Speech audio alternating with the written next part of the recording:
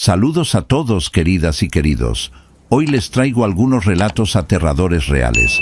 Si les gusta este tipo de contenido, no olviden dejar su like, suscribirse al canal y comentar desde dónde nos están viendo y qué hora es ahora mismo. Y ahora, vamos con los relatos.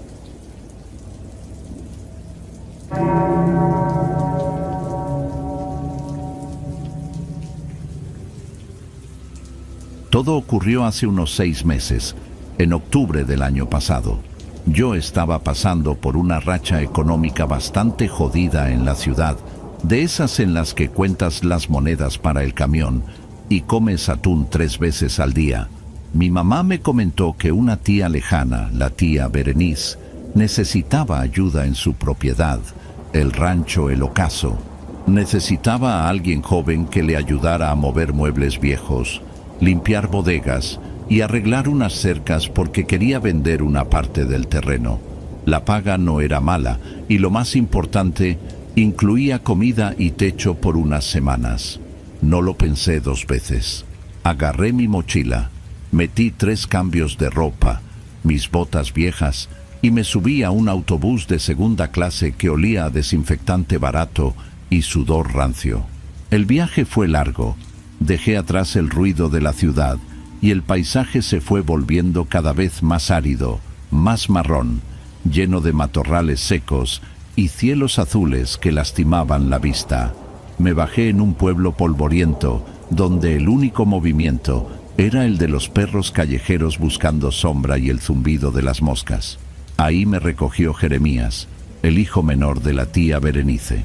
Jeremías tenía 19 años, un chico alto, desgarbado, con esa actitud típica de adolescente que siente que el mundo le queda chico y que estar en el campo es un castigo divino.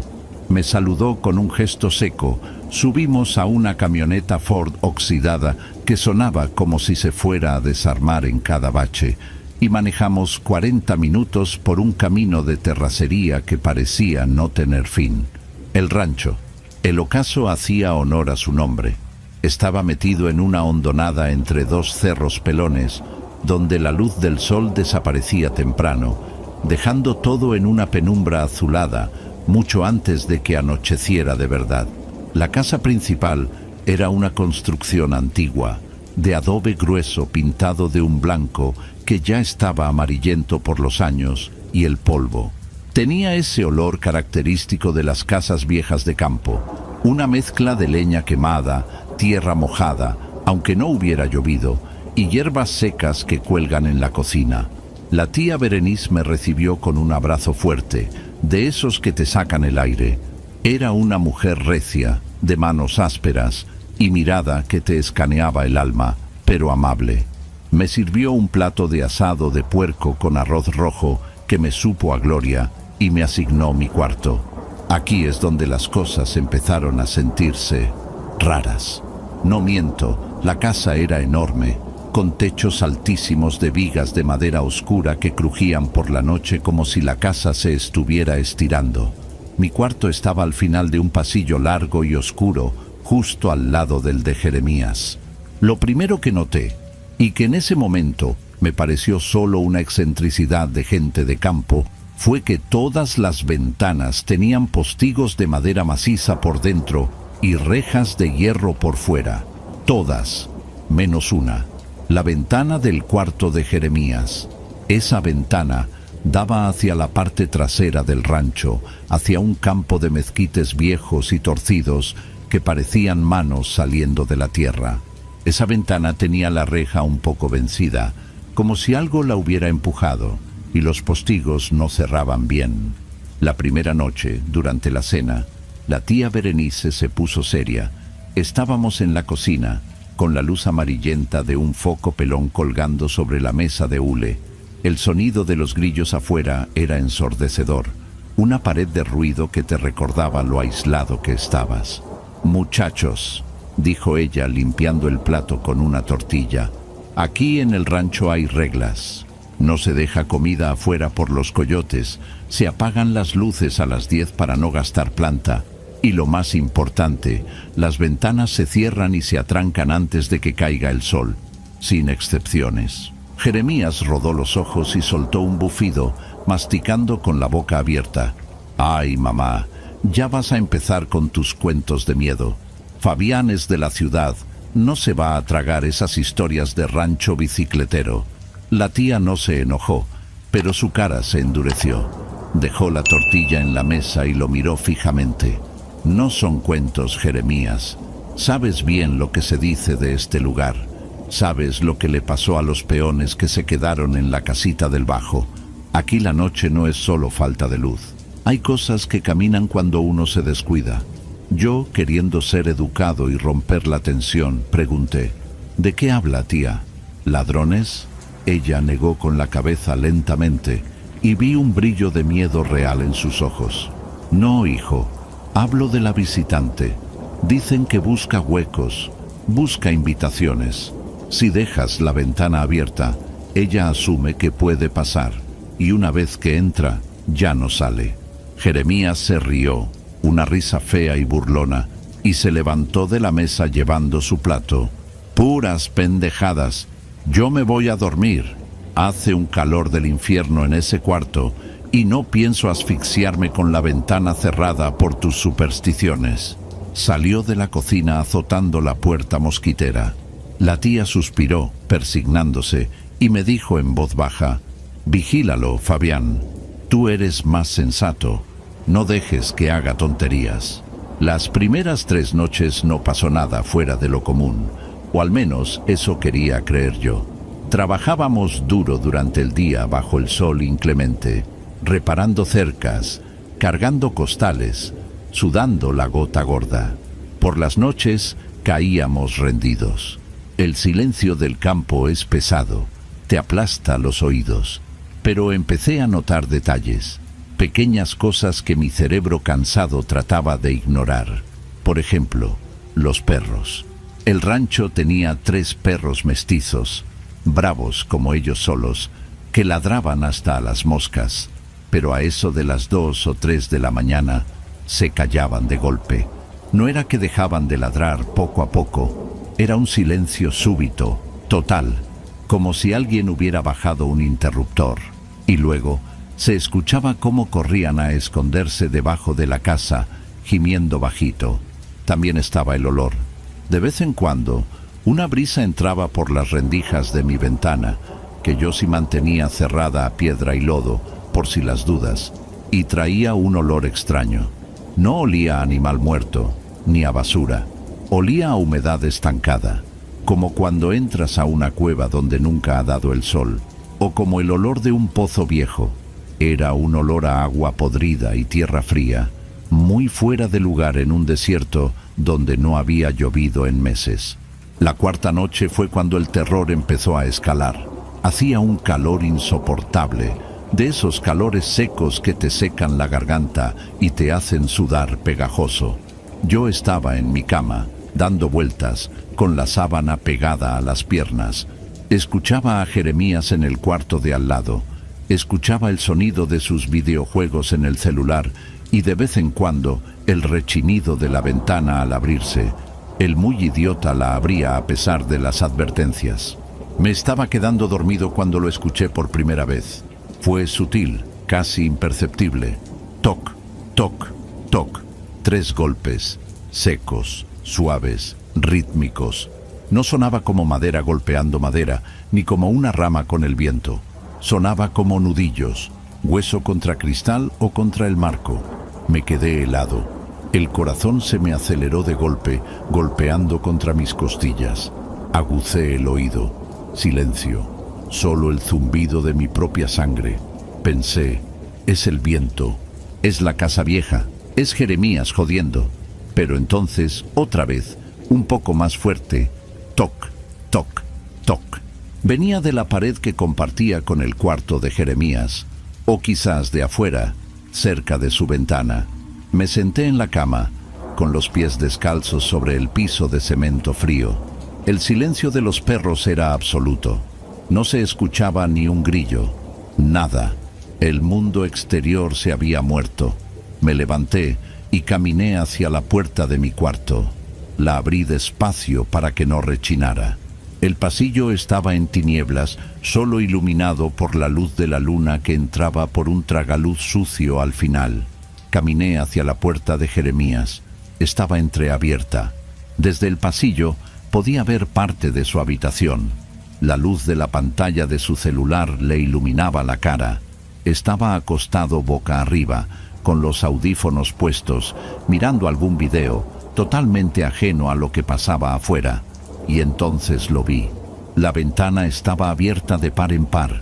La cortina delgada se movía suavemente, pero no había viento. Me quedé ahí parado, debatiendo si entrar y decirle que cerrara o volver a mi cama y hacerme el loco. En ese momento, escuché un sonido que me erizó la piel de la nuca. Era un sonido húmedo. Chof, chof, como pies descalzos y mojados caminando sobre tierra seca. Venía de afuera, acercándose a la ventana de Jeremías. Quise gritarle, quise correr y cerrar la ventana de un golpe, pero el miedo me paralizó. Es una sensación horrible, sentir que tus músculos no responden, que tu voz se atora en la garganta. Vi cómo una mano se posaba en el alféizar de la ventana. Dios mío, esa mano no se me va a olvidar nunca. Era gris, del color de la ceniza mojada. Los dedos eran anormalmente largos, con más articulaciones de las que deberían tener, y terminaban en uñas negras, rotas y sucias de tierra. No parecía piel humana, parecía cuero viejo, curtido y húmedo. La mano se aferró al marco de madera y apretó. Escuché la madera crujir bajo la presión. Jeremías no se dio cuenta.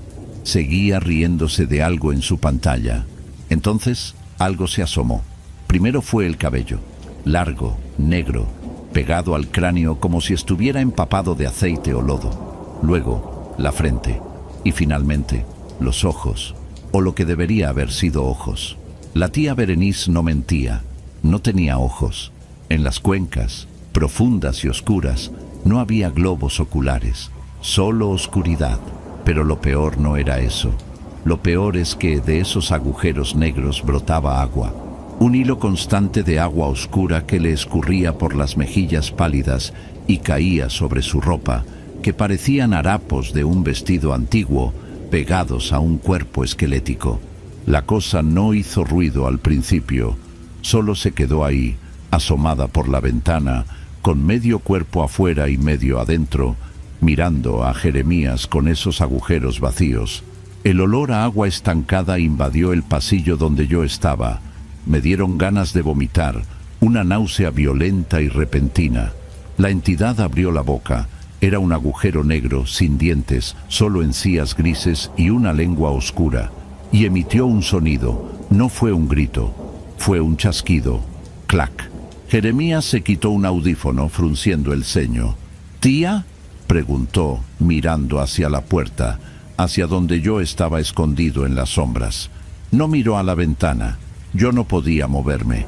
Quería gritarle, «¡Mira a la ventana, imbécil!», pero solo salía aire de mi boca. Jeremías se sentó en la cama, dándole la espalda a la ventana. Se rascó la cabeza. «Fabián, ¿eres tú? Deja de estar chingando, ya me voy a dormir». Mientras él hablaba, la cosa en la ventana empezó a entrar. Fue antinatural. No trepó como una persona. Se deslizó. Sus extremidades se doblaban en ángulos imposibles, como si no tuviera huesos, como una araña hecha de trapos mojados. Entró en silencio absoluto y se colocó detrás de la cabecera de la cama, en la esquina oscura del cuarto, agazapada en el suelo. Jeremías se volvió a poner los audífonos y se recostó. Yo estaba en pánico total. Mi cerebro gritaba, «¡Corre!», pero mis piernas eran de plomo. Sabía que si hacía ruido, esa cosa me vería a mí. O peor, atacaría a Jeremías antes de que yo pudiera llegar. Retrocedí milímetro a milímetro hacia mi cuarto. Entré, cerré la puerta con el seguro más silencioso que pude y empujé una silla contra la perilla. Me metí en la cama, tapándome hasta la cabeza como un niño chiquito, temblando, sudando frío. Me sentí el ser humano más cobarde de la tierra. Dejé a mi primo solo con esa cosa. Pasaron horas, no sé cuántas. Cada minuto era una eternidad. Escuchaba cada crujido de la casa magnificado por 1000. Y entonces lo escuché. La voz no venía de afuera. Venía de la habitación de al lado, a través de la pared. Era una voz que sonaba gorgoteante, como si alguien hablara con la garganta llena de agua. «No te tapes, te veo mejor así». Luego, un grito. No fue un grito de película de terror. Fue un grito ahogado, corto, seco, como cuando te sacan el aire de un golpe en el estómago.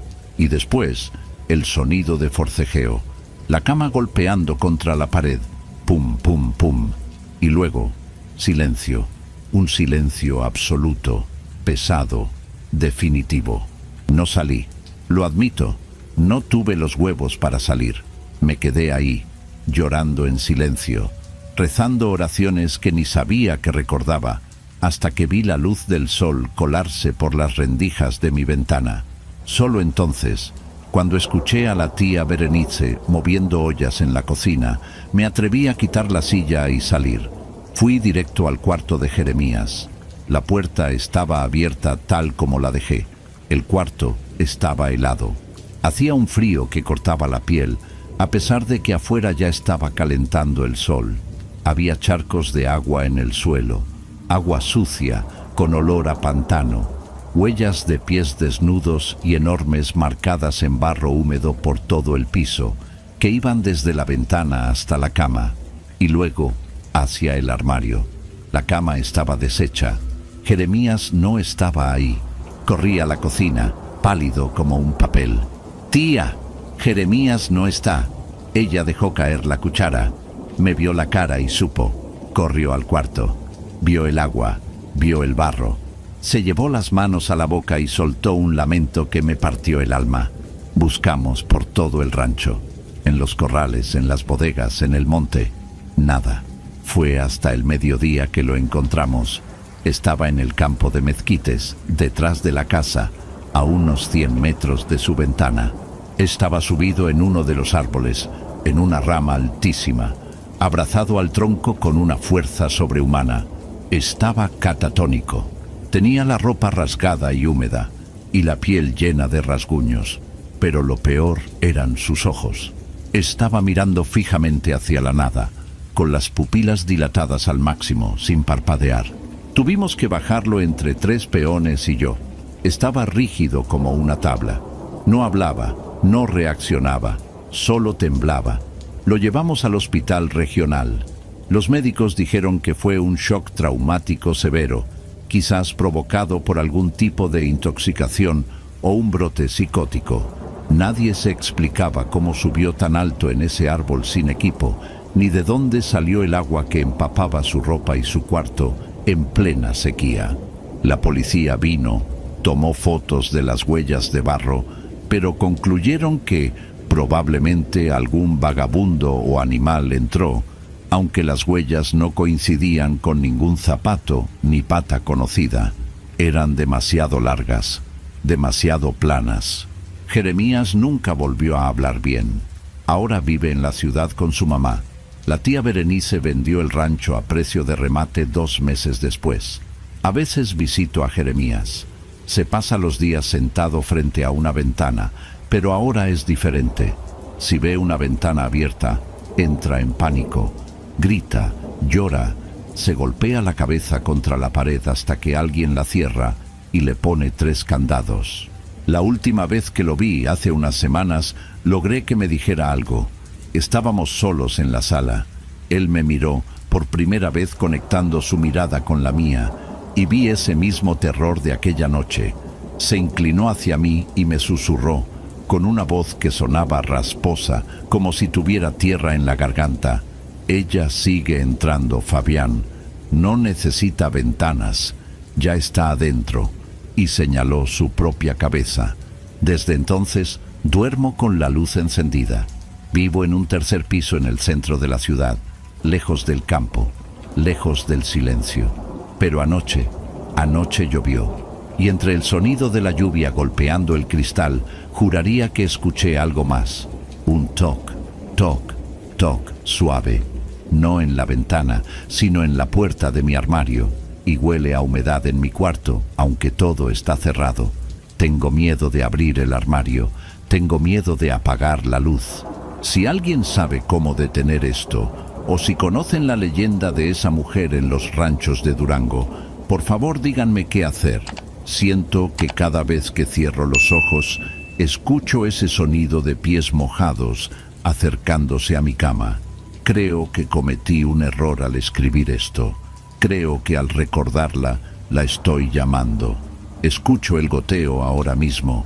Chof, chof, está detrás de mí, ¿verdad?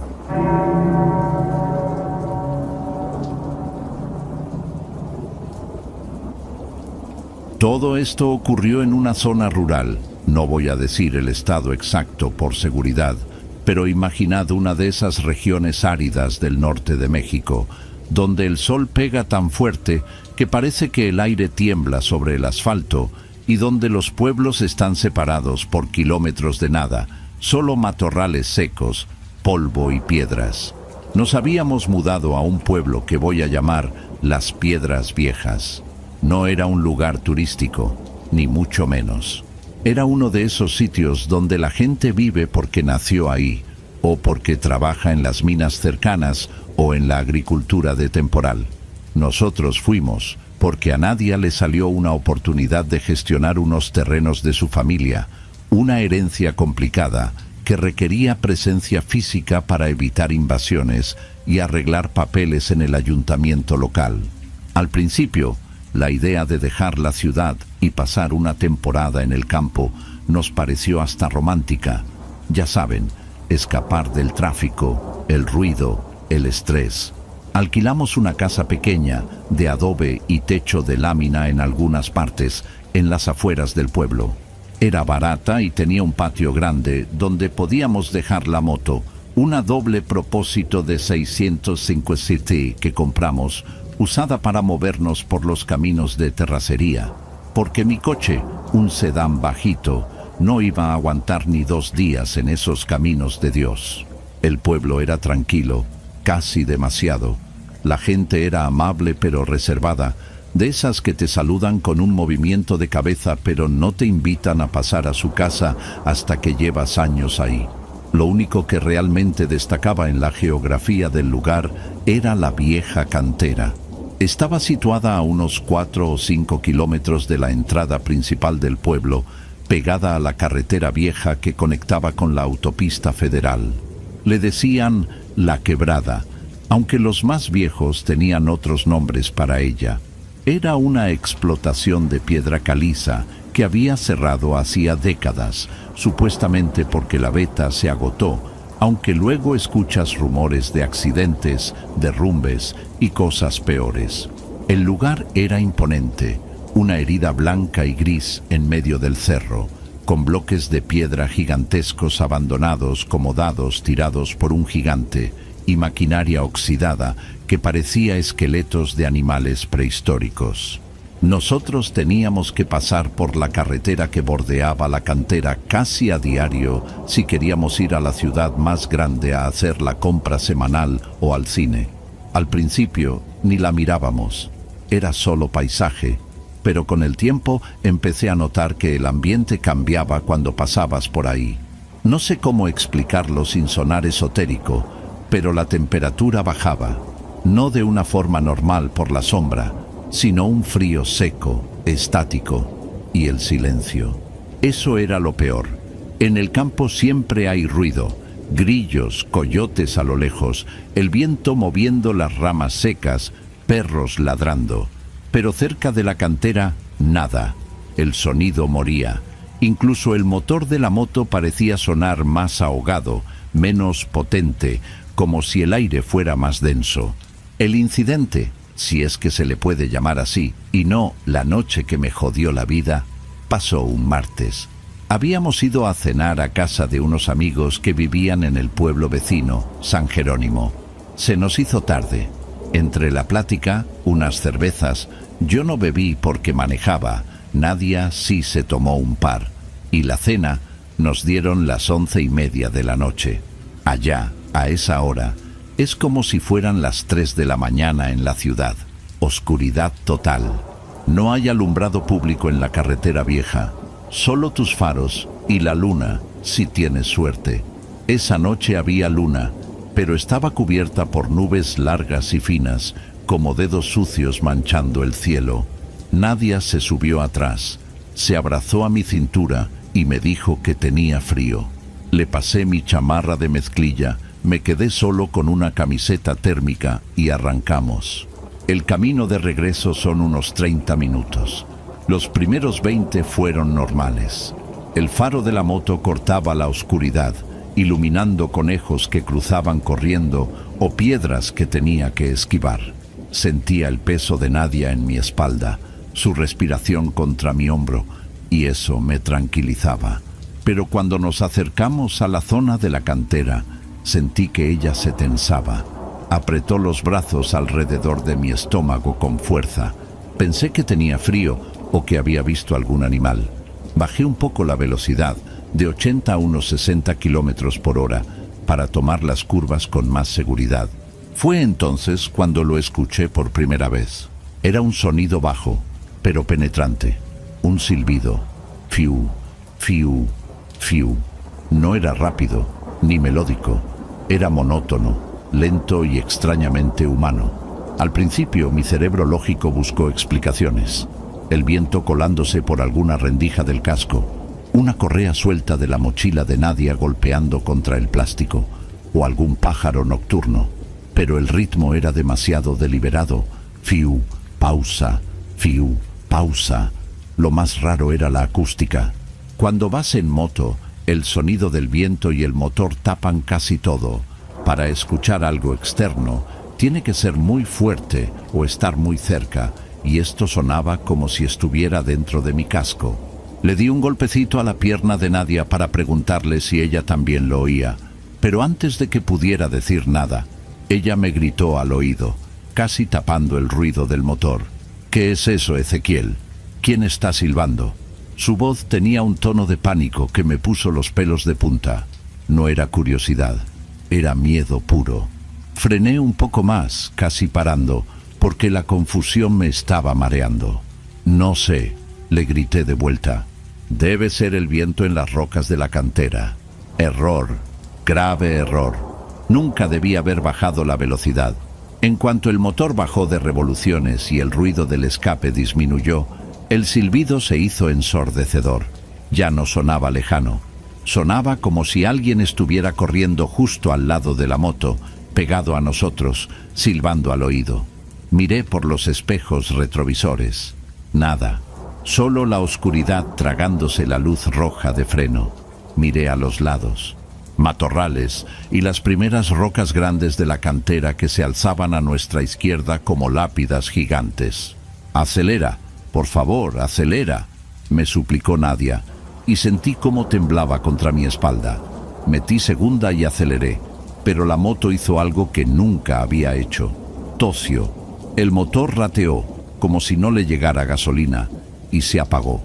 Nos quedamos en silencio absoluto, rodando solo con la inercia unos metros, hasta que tuve que poner los pies en la tierra para no caernos. El silencio fue instantáneo y brutal. No había viento, no había grillos, y de repente el silbido paró. «No te bajes», le susurré a Nadia, aunque no sé por qué susurré.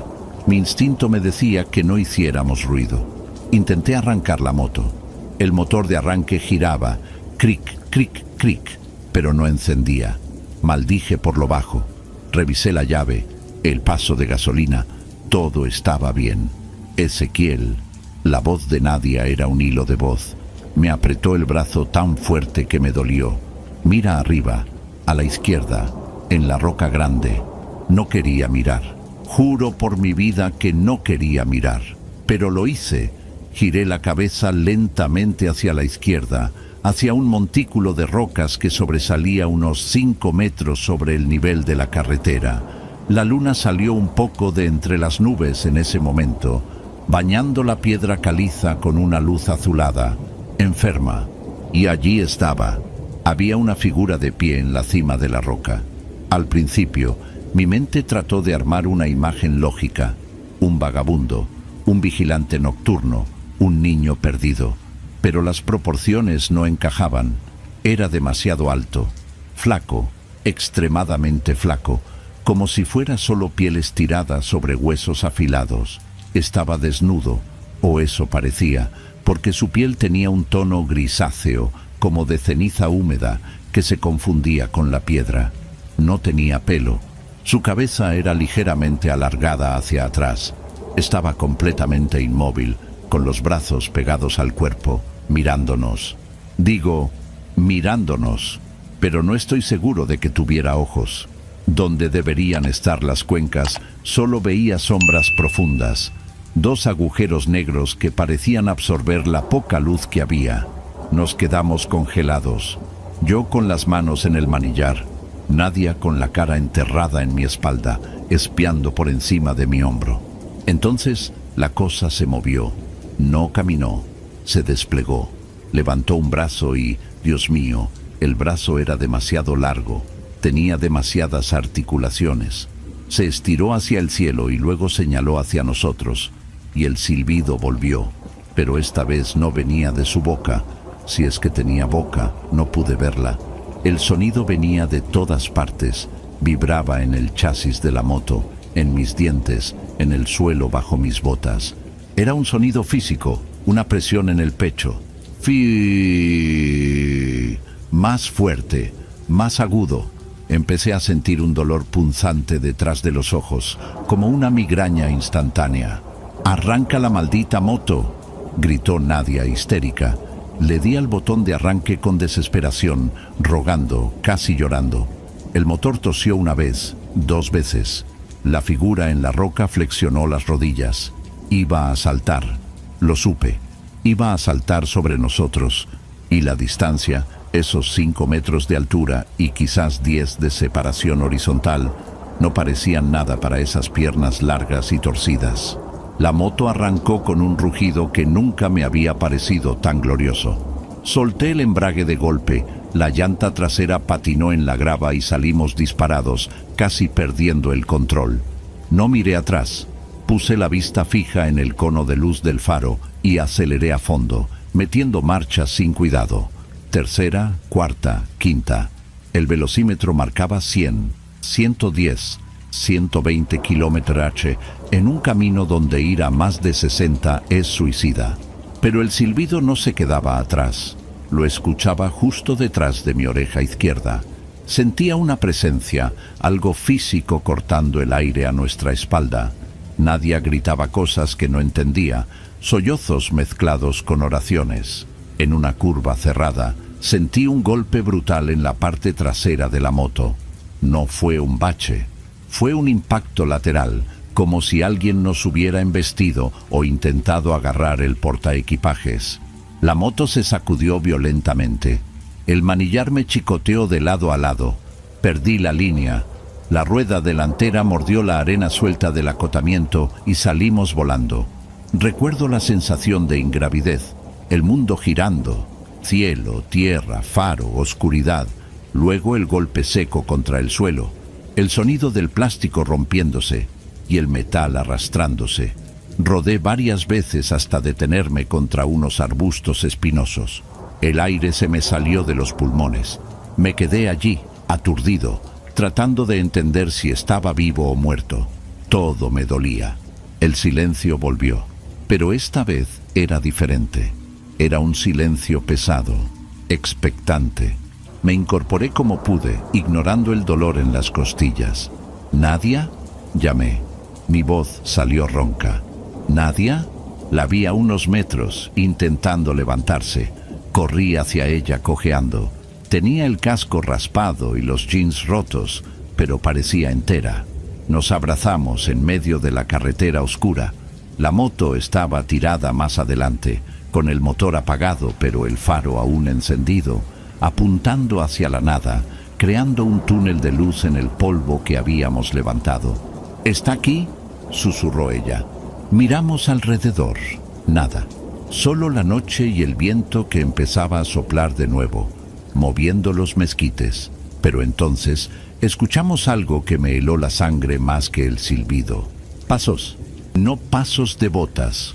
Eran como golpes secos, duros, clac, clac, clac, como si alguien caminara con huesos desnudos sobre el asfalto. Venían de la dirección de la cantera, acercándose a donde estaba la moto. La luz del faro parpadeó. «Vámonos», dije, «tenemos que irnos ya». «La moto», empezó a decir Nadia. «A la mierda la moto, corre». La agarré de la mano y corrimos, no hacia el pueblo, que estaba a kilómetros, sino hacia el campo, alejándonos de la carretera, buscando ocultarnos entre la maleza densa. Nos tiramos al suelo detrás de un grupo de nopales grandes, conteniendo la respiración, con el corazón latiéndome en la garganta tan fuerte que temía que el sonido nos delatara. Desde nuestra posición podíamos ver la moto a lo lejos, iluminando el camino, y vimos algo entrar en el haz de luz. Era la mano, solo la mano al principio, larga, gris, con dedos que parecían ramas secas y terminaban en uñas negras y curvas. Se posó sobre el asiento de la moto. Luego entró el resto del cuerpo. Caminaba a 4 patas, pero sus extremidades eran tan largas que su espalda quedaba arqueada muy por encima de la moto. Se movía de forma espasmódica, como un insecto gigante. Se acercó al motor caliente. Lo olió. Giró esa cabeza sin rostro hacia donde habíamos corrido nosotros. Juro que nos olió. Levantó la cabeza y olfateó el aire. Luego soltó ese silbido otra vez, pero ahora era suave, casi una nana. Fiu, fiu. Nadia me apretó la mano tan fuerte que me clavó las uñas. Cerré los ojos. Empecé a rezar todo lo que sabía, aunque no soy creyente. Pensé, ya está. Nos va a encontrar y nos va a matar aquí mismo. Esperamos el ataque. Esperamos los pasos acercándose. Pero no pasó nada. El tiempo se dilató. Podrían haber pasado 10 minutos o 3 horas. El frío del desierto nos calaba hasta los huesos. Eventualmente, el sonido de los pasos huesudos se alejó en dirección opuesta, hacia el interior de la cantera. Esperamos hasta que el sol empezó a teñir el cielo de un azul oscuro antes de atrevernos a movernos. Caminamos hasta el pueblo, pegados a los alambrados, evitando la carretera abierta. Llegamos a casa con el sol ya alto, sucios, sangrando, llenos de espinas y polvo. Nos encerramos y bloqueamos la puerta con una silla. No hablamos, no podíamos. Solo nos sentamos en el suelo de la sala, temblando. Esa misma tarde fui a buscar la moto con un vecino que tenía una camioneta. Le dije que habíamos tenido un accidente por un perro y que la habíamos dejado ahí. Cuando llegamos, la moto seguía tirada. El vecino, un señor mayor llamado don Anselmo, se bajó a ayudarme a subirla a la batea. «Vaya golpe se dieron, muchacho», dijo Anselmo revisando el chasis. «Pero mira esto, ¿con qué chocaron?» Me señaló el tanque de gasolina y el asiento trasero. Había surcos, profundos. El metal estaba rasgado como si fuera papel de aluminio. Eran 4 líneas paralelas, marcas de garras, y en el asiento de vinilo faltaban trozos enteros, arrancados a mordiscos o zarpazos. Fue alambre de púas, mentí. Caímos sobre una cerca. Anselmo me miró. Sabía que mentía. Sus ojos se oscurecieron. Miró hacia la cantera, que se veía a lo lejos, inocente bajo el sol del mediodía. «Hay cosas viejas en estos cerros, muchacho», murmuró, casi para sí mismo. «Cosas que tienen hambre y que no les gusta que las molesten. Mejor arregla tus cosas y vete». Y eso hicimos. Al día siguiente metimos todo lo que cupo en el coche. Dejamos la moto en un taller para que la vendieran por piezas. No quería volver a verla y nos fuimos. Regresamos a la ciudad. Pensé que ahí acabaría todo, que sería una anécdota horrible para contar en fiestas dentro de unos años, cuando el trauma pasara. Pero el terror psicológico no funciona así. No se queda en el lugar de los hechos. Se viene contigo. Han pasado 6 meses. Vivimos en un departamento en un 3er piso, en una zona céntrica y ruidosa. Pero Nadia no está bien. Se despierta gritando casi todas las noches. Dice que sueña con la cara sin ojos. Dice que la observan. Y yo intento ser el fuerte, el racional. Intento decirle que fue el estrés, que fue un animal salvaje, un puma quizás, y que la oscuridad nos jugó una mala pasada con las sombras. Pero sé que no es verdad, porque a veces, cuando estoy en la ducha y cierro los ojos para enjuagarme el champú, o cuando bajo al sótano del edificio a tirar la basura y la luz automática tarda en encenderse, lo escucho. Es muy bajito, apenas perceptible, pero está ahí. Fiu, fiu. Y lo peor no es escucharlo. Lo peor es que ayer, al regresar del trabajo, encontré marcas en la puerta de nuestro departamento, rasguños finos en la madera, cerca de la cerradura, 4 líneas paralelas. No sé qué era esa cosa en la cantera de las piedras viejas, pero tengo la terrible certeza de que no está atada a ese lugar. Creo que nos marcó. Creo que, de alguna manera, el silbido es un faro, y ahora nosotros somos la señal. No sé cuánto tiempo nos queda antes de que decida entrar. Si alguien ha visto algo parecido, si alguien sabe cómo parar esto, por favor, díganmelo. No quiero dormir. No quiero que se haga de noche. Solo quiero que el silbido pare.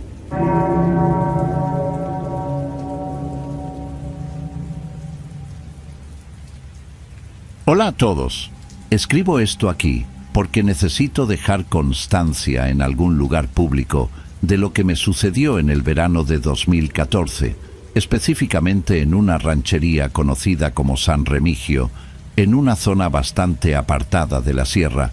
No voy a especificar el estado exacto por cuestiones de privacidad de la gente que aún vive ahí, pero es en la región central de México, donde el terreno es seco y las milpas crecen altas cuando la temporada es buena. Mi nombre es Evaristo, tengo 54 años y en aquel entonces tenía 40 y pocos. No soy un hombre de letras, ni me dedico a investigar cosas raras.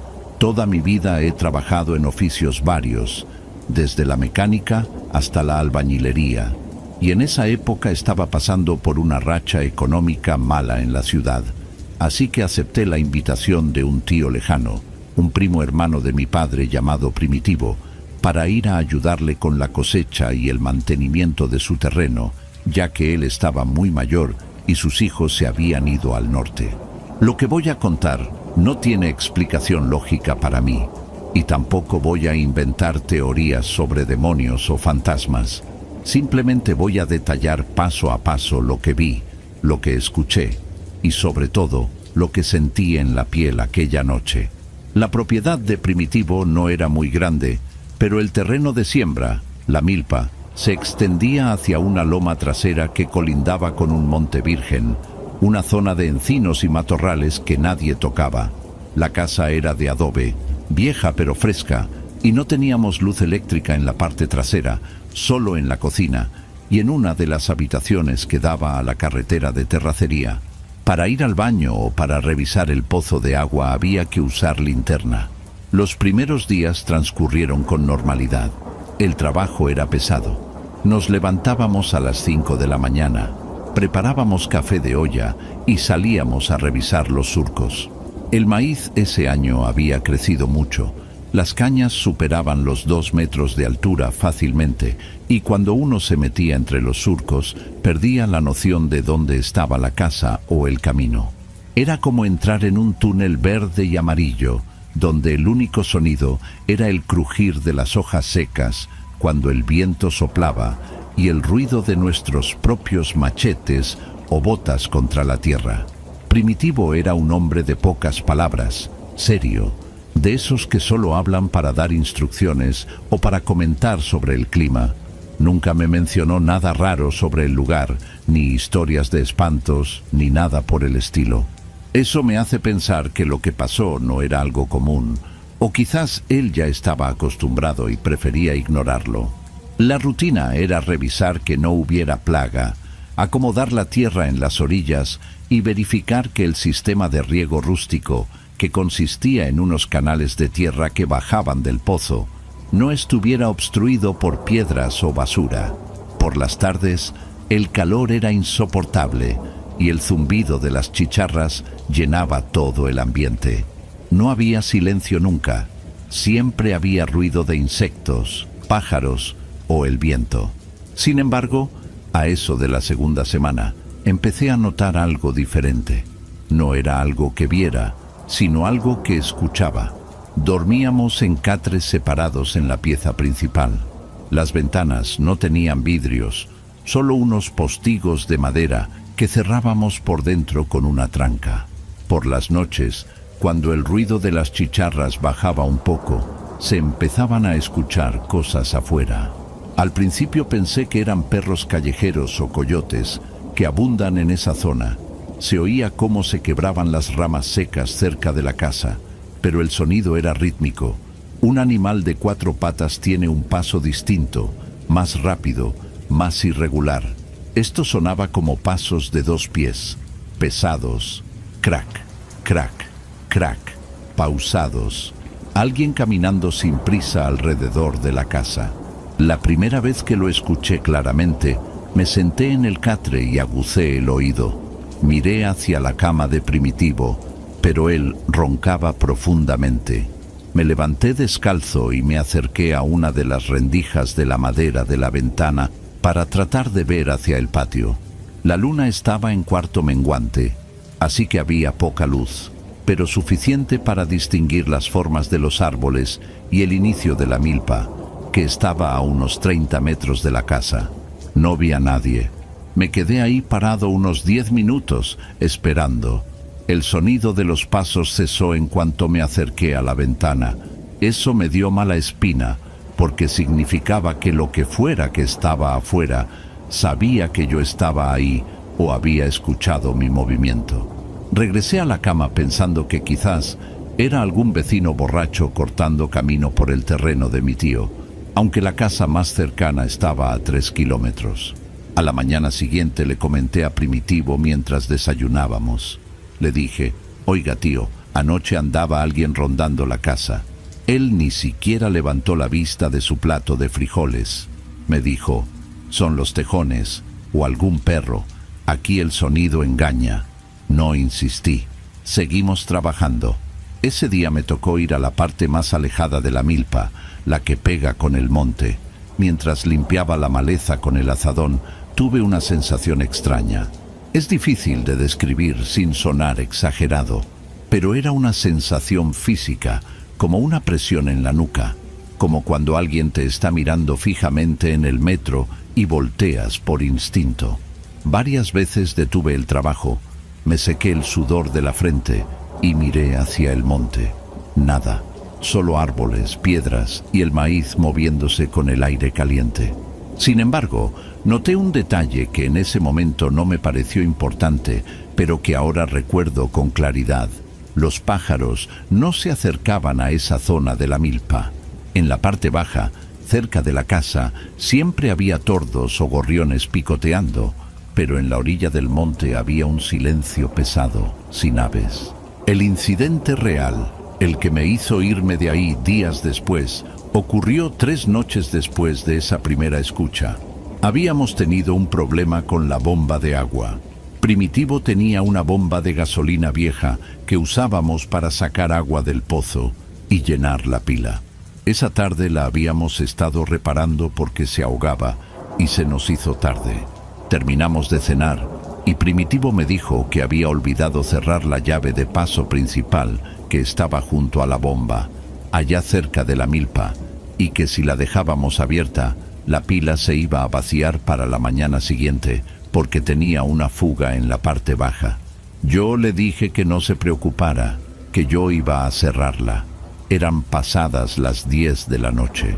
Agarré la linterna, una de esas cuadradas amarillas de pilas grandes que pesan bastante, y salí. La noche estaba nublada, no se veía ni una estrella. La oscuridad era total, densa, de esa oscuridad de campo que te hace sentir ciego si no tienes luz artificial. Encendí la linterna y el haz de luz iluminó el polvo que flotaba en el aire. Caminé hacia la zona del pozo. El aire estaba fresco, mucho más que de costumbre. Hacía un viento ligero que movía las hojas del maíz, produciendo ese sonido de roce constante, como de papel lija frotándose. Shh. Caminé con cuidado para no tropezar con las piedras. Llegué a la bomba, cerré la llave de paso, que estaba dura, y rechinó al girar el metal oxidado. Me quedé un momento ahí, alumbrando hacia el motor para asegurarme de que no goteara. Todo estaba en orden. Fue cuando me di la vuelta para regresar a la casa que lo escuché. El sonido venía de adentro de la milpa, a mi derecha. No eran los pasos de la otra noche, era el sonido de las cañas de maíz siendo apartadas, como si alguien estuviera caminando entre los surcos, pero sin romper las plantas. Cuando uno camina por la milpa, si no tiene cuidado, rompe las hojas secas, pisa las cañas, hace ruido de quiebre. Esto no sonaba a quiebre, sonaba a roce suave y pesado, como si un animal muy grande y ancho se deslizara entre las filas. Apunté con la linterna hacia el maizal. El haz de luz penetró solo unos metros antes de perderse entre la maraña de hojas verdes y secas. ¿Quién anda ahí?, pregunté. Mi voz sonó seca, sin eco. Nadie respondió, pero el movimiento continuó. Lo que me llamó la atención fue que vi, a la luz de la linterna, cómo las puntas de las plantas de maíz se movían. No se movían al azar por el viento, se movían en línea recta, una trayectoria perfecta que cruzaba perpendicularmente a los surcos, dirigiéndose hacia donde yo estaba. Veía las espigas altas agitarse violentamente y luego quedarse quietas a medida que eso avanzaba. Me quedé paralizado unos segundos, tratando de entender qué animal podía hacer eso. Un jabalí haría mucho ruido rompiendo tallos. Una vaca mugiría o resollaría. Esto era silencioso, salvo por el roce de las hojas. El movimiento se detuvo a unos 5 metros de donde yo estaba, justo en el borde donde terminaba el camino y empezaba la siembra densa. Silencio total. De pronto, el viento también dejó de soplar.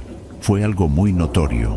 El ruido de fondo de la noche se cortó de golpe. No grillos, no viento, nada.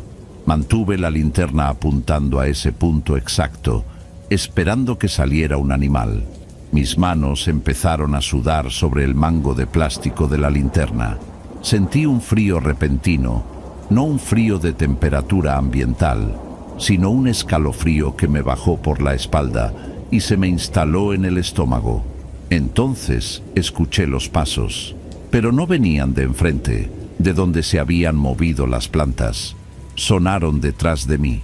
Eran pasos lentos, pesados, como de botas con suela de madera golpeando la tierra compacta. Tum, tum, tum. Cada paso sonaba más cerca. Giré sobre mis talones rápidamente, alumbrando hacia atrás, hacia el camino que llevaba a la casa. No había nada. El camino de tierra estaba vacío. La luz llegaba hasta el cerco de alambre de púas y no había nadie. Pero el sonido de los pasos no se detuvo cuando me giré. Siguió sonando, ahora a mi izquierda. Era como si quien caminara estuviera jugando conmigo, o como si el sonido se moviera independientemente de la fuente. Empecé a caminar de espaldas, retrocediendo hacia la casa, sin dejar de alumbrar a todos lados. Movía la linterna de un lado a otro frenéticamente. ¿Primitivo?, llamé, pensando que quizá mi tío había salido a buscarme. Nadie contestó. Di otro paso atrás y mi bota chocó contra una piedra. Casi pierdo el equilibrio. En ese momento, el maizal frente a mí, donde había visto el movimiento original, empezó a abrirse. No se abrió como si alguien saliera. Se abrió como si las plantas mismas se doblaran hacia afuera por voluntad propia. Las cañas de maíz, gruesas y fuertes, se arquearon lentamente hacia los lados, formando un círculo perfecto, un hueco en la siembra de unos 2 metros de diámetro, y en el centro de ese círculo no había nada, solo tierra oscura. Pero sentí una presencia ahí. Sentí que algo estaba parado en ese hueco oscuro, mirándome, aunque mis ojos solo veían tierra y plantas. La luz de la linterna empezó a parpadear. Era una linterna vieja, sí, pero las pilas eran nuevas. La luz bajó de intensidad, volviéndose amarillenta y débil, como una vela a punto de apagarse. El miedo me golpeó de lleno. Ya no era curiosidad ni precaución, era pánico puro. Me di la vuelta para correr hacia la casa. Apenas di el primer paso, sentí que algo me agarraba el tobillo derecho. No fue un tropiezo con una rama, fue un agarre, una mano. Sentí claramente la presión de unos dedos largos y fuertes cerrándose alrededor de mi bota y apretando hasta llegar a la carne. Me fui al suelo de boca, soltando la linterna, que rodó unos metros y quedó alumbrando hacia el maizal con esa luz moribunda. Grité. Fue un grito corto, de sorpresa y dolor. Traté de patear con la otra pierna, arrastrándome por la tierra. Lo que me tenía agarrado era fuerte. Tenía una fuerza descomunal, estática. No jalaba hacia atrás, simplemente me mantenía anclado al suelo. Me giré boca arriba, apoyándome en los codos para ver qué me sujetaba. La luz de la linterna estaba en el suelo, creando sombras largas y distorsionadas, pero alcanzaba a iluminar mi pierna. Lo que vi no lo voy a olvidar nunca. Saliendo de la tierra misma, justo del borde del surco, había una extremidad. No parecía una mano humana, aunque tenía 5 dedos. Era del color de la tierra seca, grisácea y marrón. La textura era rugosa, como la corteza de un árbol viejo o como raíces gruesas y retorcidas. Los dedos eran largos, desproporcionados, con múltiples articulaciones y terminaban en lo que parecían uñas rotas o astillas de madera. Esos dedos estaban incrustados en la caña de mi bota de trabajo y apretaban mi tobillo. Sentí un frío glacial que atravesaba el cuero de la bota y el calcetín, congelándome el hueso. ¡Suéltame!, grité, y le di una patada con el talón de mi otra bota a esa cosa. Al contacto, sentí que pateaba madera dura y fría. No había carne, no había suavidad. Era duro como una raíz de mezquite, pero con el golpe, los dedos parecieron reaccionar. Se apretaron más por un segundo, causándome un dolor agudo, y luego se deshicieron. No me soltaron simplemente, se deshicieron. Se desmoronaron como si fueran un terrón de tierra seca que se rompe. La mano se convirtió en polvo y trozos de raíz seca ante mis ojos, cayendo sobre mi bota. Me levanté como pude, sin recoger la linterna, y corrí. Corrí a ciegas en la oscuridad, tropezando, sintiendo que las ramas me golpeaban la cara y los brazos. Sentía que los pasos pesados venían detrás de mí, ahora sí corriendo, tomp, tomp, tomp, haciéndole retumbar el suelo. Sentía una respiración en mi nuca, un aire helado y con olor a humedad y a tierra podrida, como el olor de un sótano cerrado por años. Llegué a la puerta de la casa y la golpeé con los puños. Estaba cerrada. Primitivo debió haber puesto la tranca por costumbre. ¡Tío! ¡Abra!, grité desesperado mirando hacia atrás. No se veía nada en la oscuridad, pero escuchaba el sonido del maizal agitándose violentamente, como si una tormenta estuviera pasando solo por ahí, acercándose a la casa. La puerta se abrió y caí hacia adentro. Primitivo estaba ahí, en calzoncillos y con una vela en la mano, con cara de espanto. «¿Qué pasa? ¿Qué traes?», preguntó. Cerré la puerta de un golpe y puse la tranca. Me recargué en la madera, respirando agitadamente, con el corazón a punto de reventarme el pecho. «Hay algo en la milpa», dije, casi sin aire. Primitivo se quedó escuchando. Afuera, el silencio había vuelto. Ya no había ruido de viento ni de pasos. Él me miró a los ojos y luego bajó la vista hacia mi pierna derecha. «Siéntate», me dijo con un tono de voz que no admitía discusión. Me senté en el catre.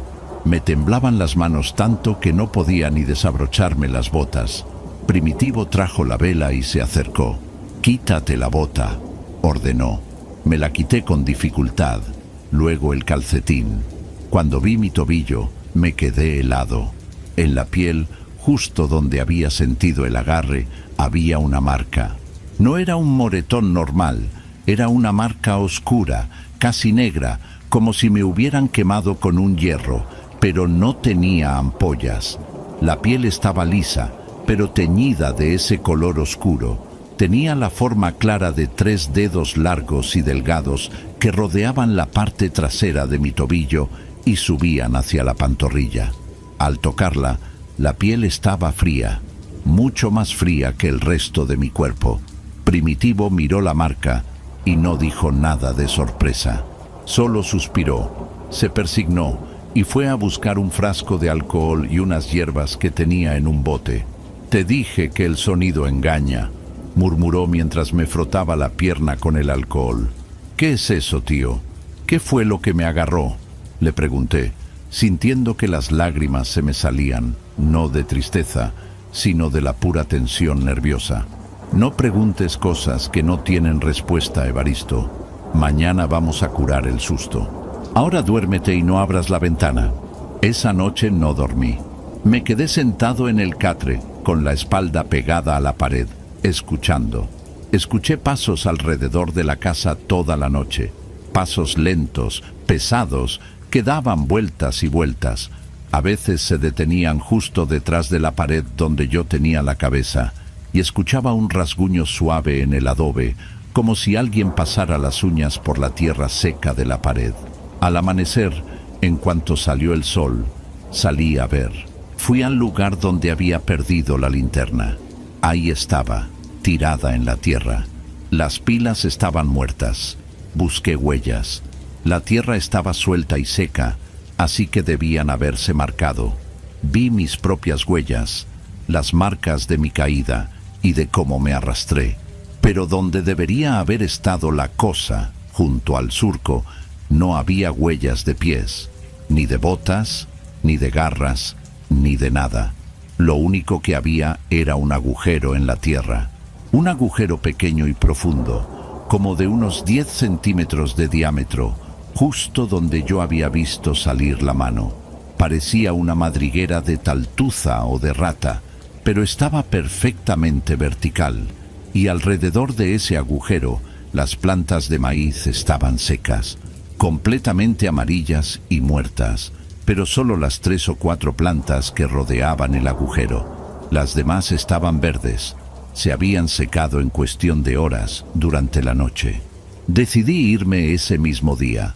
Le inventé a Primitivo que me habían llamado de la ciudad para un trabajo urgente. Él no intentó detenerme. Creo que él sabía que yo no iba a aguantar ahí. Cuando me despedí, me dio un abrazo y me dijo: «Cuídate esa pierna, que no le dé el aire malo». Regresé a la ciudad y traté de seguir con mi vida, pero la marca en el tobillo no desapareció. Al contrario, fui al médico del Seguro Social a la semana, porque la mancha seguía negra y fría. El doctor la revisó, me mandó a hacer análisis de sangre. Pensó que era una necrosis o algún problema de circulación, tal vez una picadura de araña que se había necrosado el tejido. Pero no me dolía, no tenía infección. Los análisis salieron bien. Me recetó cremas, antibióticos, desinflamatorios. Nada funcionó. Con el paso de los meses, la mancha empezó a cambiar. No desapareció, se extendió, muy lentamente. Es como si la marca tuviera vida propia. Empezó en el tobillo, y ahora, años después, la mancha oscura ha subido por mi pantorrilla hasta casi llegar a la rodilla. A veces, por las noches, siento que la pierna me palpita. No es dolor, es una sensación de que algo se mueve debajo de la piel, como si tuviera raíces creciendo dentro del músculo. Y lo peor no es eso. Lo peor es que, a veces, cuando estoy solo en mi departamento en la ciudad, lejos del campo, lejos de San Remigio, escucho los pasos. Son muy sutiles, suenan en el pasillo del edificio o en la calle desierta cuando bajo a fumar. Pasos pesados, lentos, tump, tump. Y sé que algún día, cuando la mancha termine de subir y llegue a mi corazón o a mi cabeza, esos pasos me van a alcanzar. Escribo esto para que quede el registro. No sé qué habita en las milpas de esa zona. No sé qué camina bajo la tierra y toma forma de raíz para sujetarte, pero sé que es real.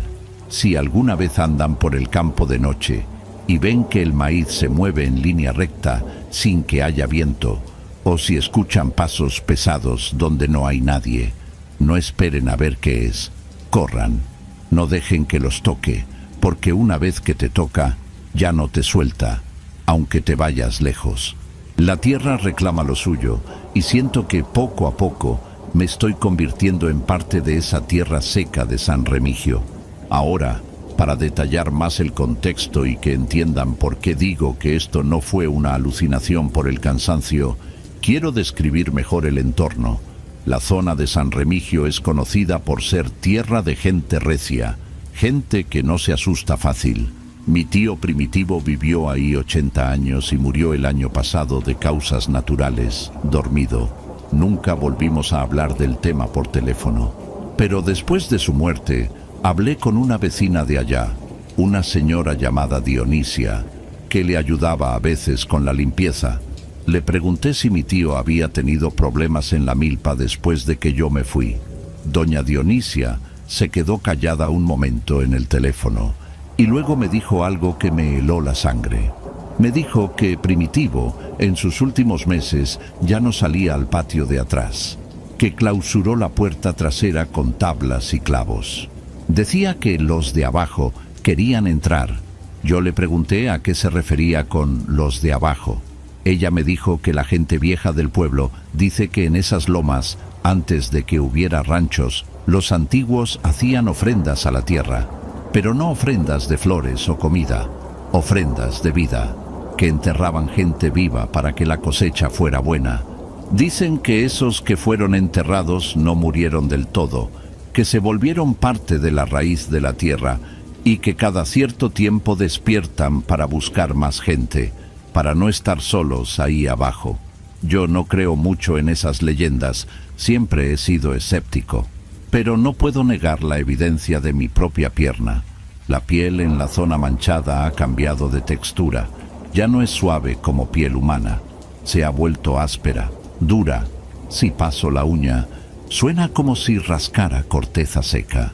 Y no tengo sensibilidad en la superficie, pero sí siento lo de adentro. Siento el frío. Es un frío permanente, como si tuviera un pedazo de hielo metido en la carne las 24 horas del día. Ni con agua caliente, ni con mantas se quita. Es un frío que viene de adentro. Recuerdo también otro detalle de esa noche que omití al principio porque me parecía irrelevante, pero pensándolo bien, quizás sea clave. Antes de llegar a la bomba de agua, pasé cerca de un árbol de mezquite muy viejo que está en el límite del terreno. Mientras pasaba percibí un olor muy fuerte. No era olor a campo ni a estiércol, que son olores comunes ahí. Era un olor dulce, empalagoso, como de flores podridas o de fruta fermentada, mezclado con olor a cobre, a sangre vieja.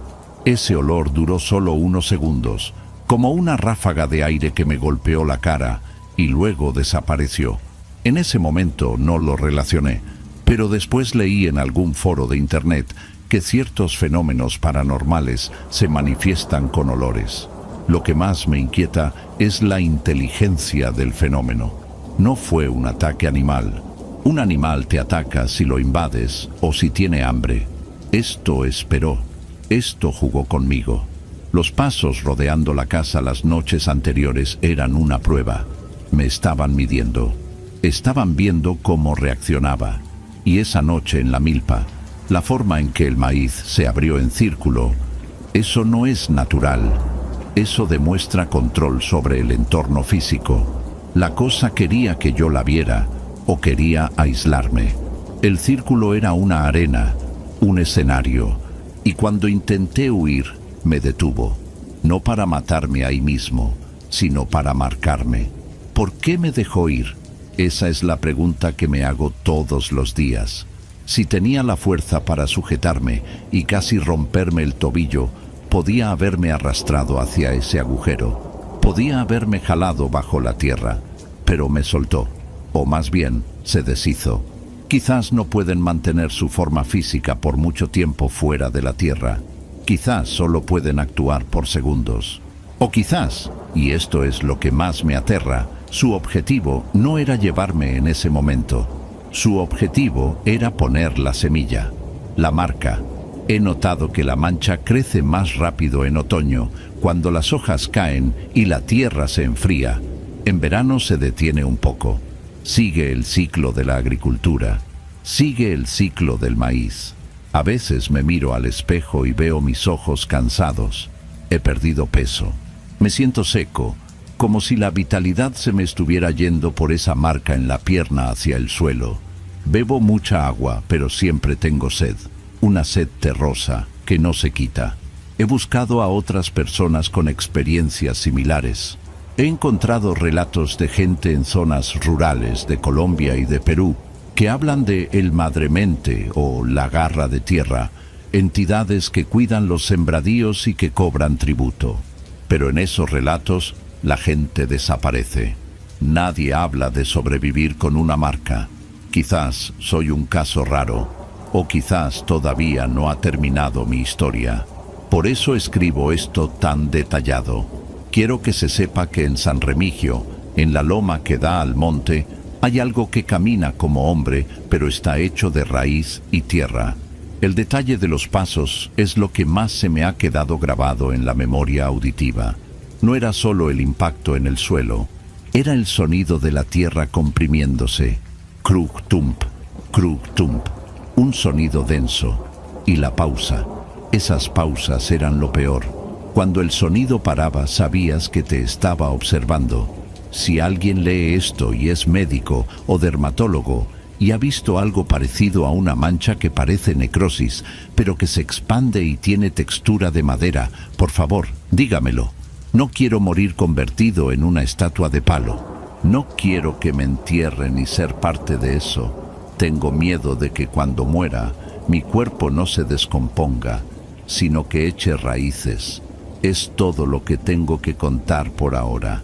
La pierna me está palpitando fuerte mientras escribo esto, como si supiera que estoy hablando de ello.